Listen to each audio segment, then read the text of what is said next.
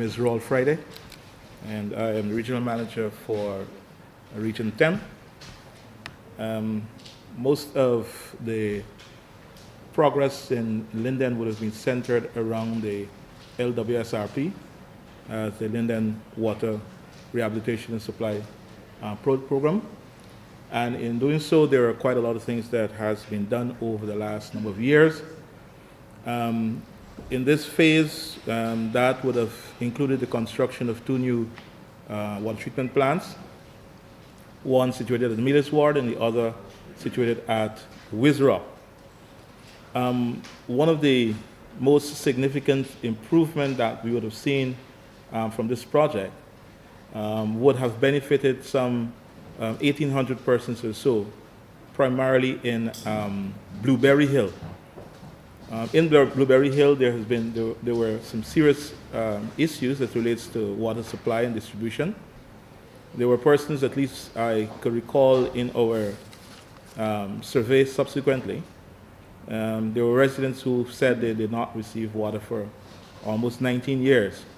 After this intervention, quite a lot of them are now receiving water at first floor level.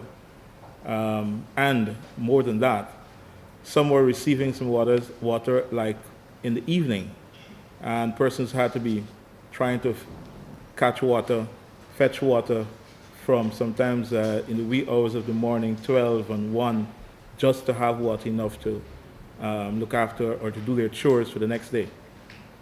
Now, they're almost having 24-hour service, primarily in Blueberry Hill. So that has been a significant improvement from practically zero to first floor level.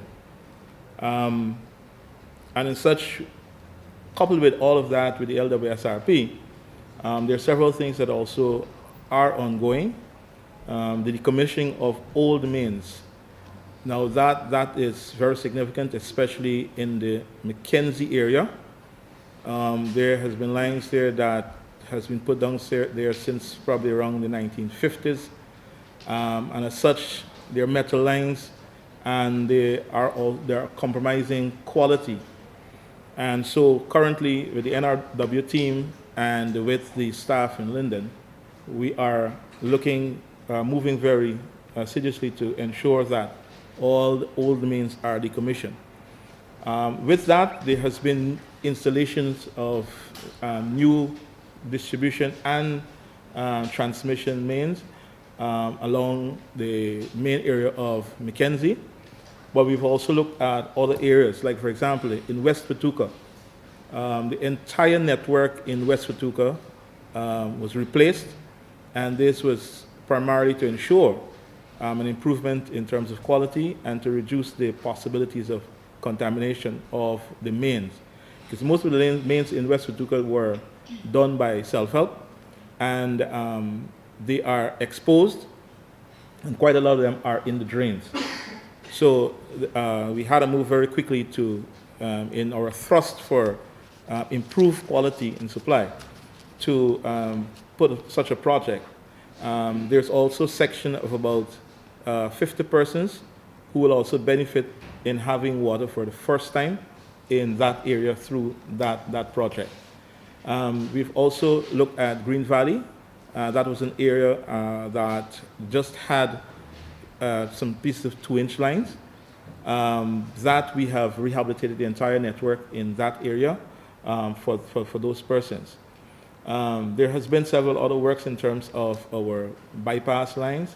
We've installed loggers, because what we're moving into is to begin to really measure the water, and doing it by what is called district metering areas, or DMA. So we are looking at isolating areas that we can properly control and measure the water, and properly distribute the water also.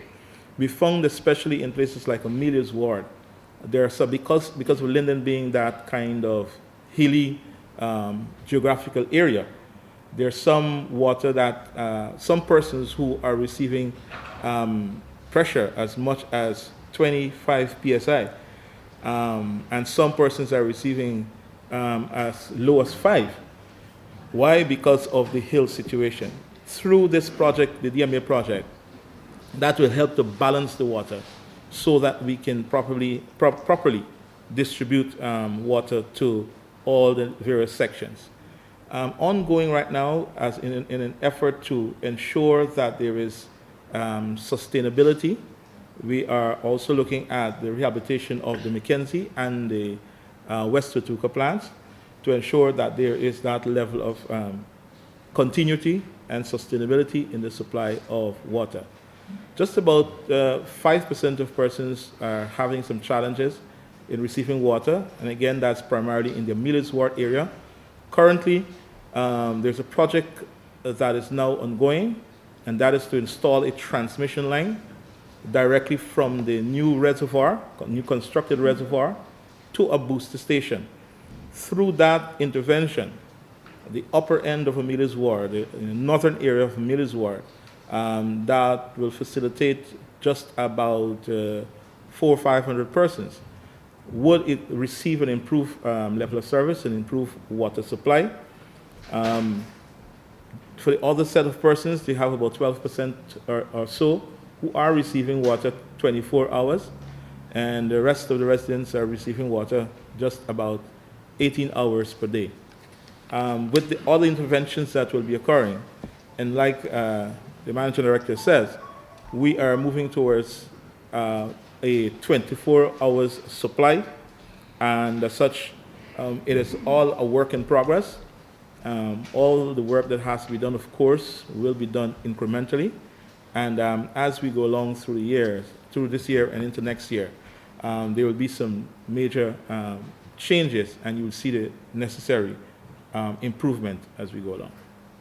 You would have heard of NRW, which means non-revenue water, which has two components. One is a physical loss, and the other one is a commercial loss, meaning that we have people who are getting water but who aren't paying.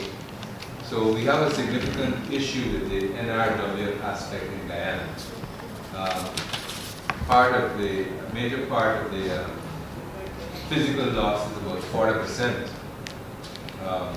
And the other part is the people who are not paying, but are getting water, which we are seeking to address. And one of the ways of addressing that is that we have people going out in the field, because we have a situation whereby apparently over time meters were put in the ground but never recorded in the system in our database. So you have people who have meters but are not in the database, so we're seeking to clean that up. And then you have people who are getting water and who are not paying. So we're moving also, and we have a new manager, a new director of that area, Mr. Daniels, who's behind here, who you introduced to just now.